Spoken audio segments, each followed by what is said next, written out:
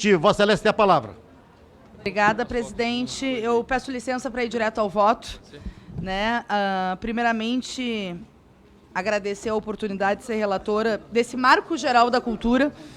Esse projeto de autoria da deputada Áurea Carolina, Benedita da Silva e Túlio Gadelha, subscrito por vários parlamentares, cria um marco na cultura brasileira, que estimula a participação, o controle social, a transparência do uso dos recursos públicos, mas também a vertente e uma lógica de adequar estados e municípios e criar mecanismos para ajudar o incentivo à cultura nos estados e municípios à luz da cultura, que não é um produto, mas é arte, é produção, e que, na verdade, responde ao anseio de milhões de artistas Brasil afora. Eu peço licença para ir ao voto. Primeiramente, importa dizer que a proposição em análise representa uma mudança altamente significativa e uma contribuição extremamente relevante, tanto para o setor cultural no país, quanto para o arcabouço jurídico brasileiro. O projeto propõe um marco regulatório do fomento cultural, inovação técnica jurídica bastante relevante para a gestão pública brasileira, assim como aconteceu com o Marco Civil da Internet em 2014, com o marco regulatório das organizações da sociedade civil criado em 2014 e aperfeiçoado por esse Congresso em 2015, e com o estabelecimento do marco da ciência e tecnologia a partir da lei setorial aprovada em 2016. A proposição tem como objetivo central delimitar o desenho de uma caixa de ferramentas da gestão cultural para o fomento, apontando a diversidade de regimes jurídicos que podem ser usados pelo poder público nessa seara. Além disso, inova ao criar o regime jurídico próprio do fomento cultural, ou seja, um conjunto de procedimentos bastante específicos que podem servir ao processamento das ações de fomento à cultura no âmbito da administração direta e indireta, em escopo federal, estadual, distrital e municipal. É importante registrar que há um amplo conjunto de normas criadas nas últimas décadas, tratando das políticas públicas da cultura. Além das estruturantes Emenda Constitucional 48 de 2005 e a 71 de 2012, que instituíram o Plano Nacional de Cultura e Sistema Nacional da Cultura, o projeto aprovou a Lei 8.313, Lei Rouanet, a Lei 8.685, Lei do Audiovisual, a Lei 13.018, Lei da Cultura Viva, a Lei 13.019, Lei do Miroski, Lei 14.017, que é a Lei Aldir Blanc, entre outros. Mais recentemente, aprovamos a Lei Aldir Blanc II e a Lei Paulo Gustavo, que até o momento desse protocolo aguardavam a análise dos vetos presidenciais, mas que foram derrotados também como vitória da cultura no conjunto lá da sessão do Congresso Nacional. Nas demais unidades federadas, também muito tem sido feito pelo tema, na busca de fortalecer a gestão pública cultural e construir caminhos de apoio aos diversos setores da arte e da cultura brasileira.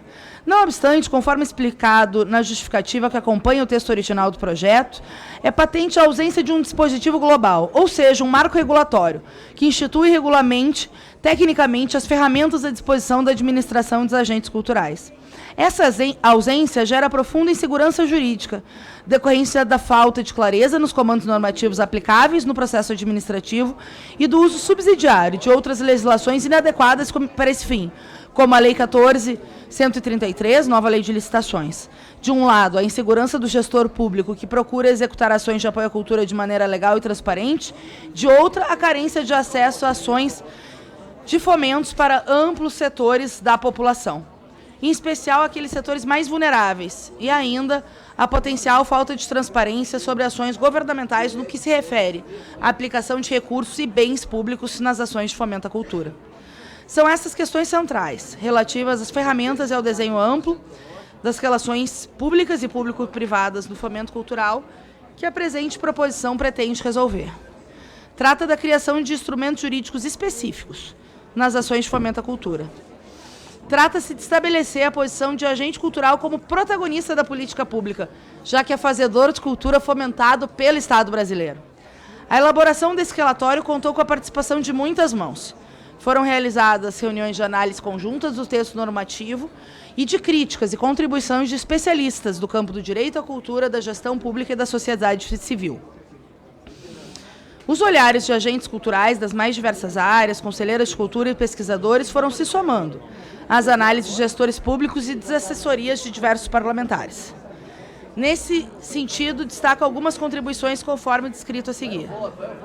Nos diálogos com o Fórum de Secretários e Dirigentes Estaduais, com a ativa participação não só dos dirigentes, mas também de assessoria técnica de outros órgãos. Ficou claro a necessidade de projeto de lei tornasse mais explícita algumas soluções bastante úteis para problemas cotidianos da administração pública. Nesse sentido, o texto substitutivo do projeto de lei passou a tratar de critérios de avaliação de propostas apresentadas em chamamentos públicos, explicitando a possibilidade de adoção de parâmetros qualitativos e não apenas quantitativos, o que é essencial para especificidades do fazedor de cultura.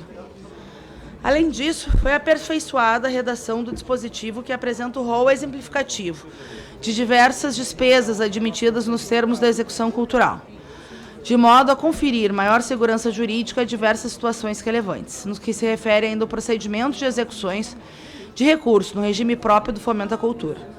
Houve ajustes no dispositivo que trata de conta bancária específica e houve significativo acréscimo na normatização sobre alterações de instrumentos e do plano de trabalho, de modo a apontar caminhos claros e situações problemáticas, bastante recorrentes. A prática dos gestores culturais é de tantos desafios nessa seara que as contribuições foram numerosas e destacamos apenas alguns pontos. O seu interesse nas inovações do projeto de lei é inovável de maneira que a criação de um marco regulatório do fomento à cultura foi definida em inúmeras manifestações públicas do Fórum Nacional de Secretários, inclusive em carta pública direcionada aos presidenciáveis de todas as correntes políticas. Destaca-se nesse sentido que o Fórum reúne dirigentes de diversos governos, de todos os partidos políticos que governam, né? E o que demonstra a proposição trata de importante contribuição. Bom, dito isso, nós elencamos aqui as diversas contribuições, sobretudo nessa questão das alterações feitas pela sociedade civil. Vou para o voto. Pelo exposto, julgamos meritório e oportuno o projeto de lei 3.905 de 2021 e entendemos pela sua juridicidade e boa técnica legislativa, razão pela qual votamos pela aprovação desta e da emenda apresentada na forma do substitutivo abaixo. Sala de Comissões, 6 de julho de 2022. Fernanda Melchior, relatora. É isso, presidente.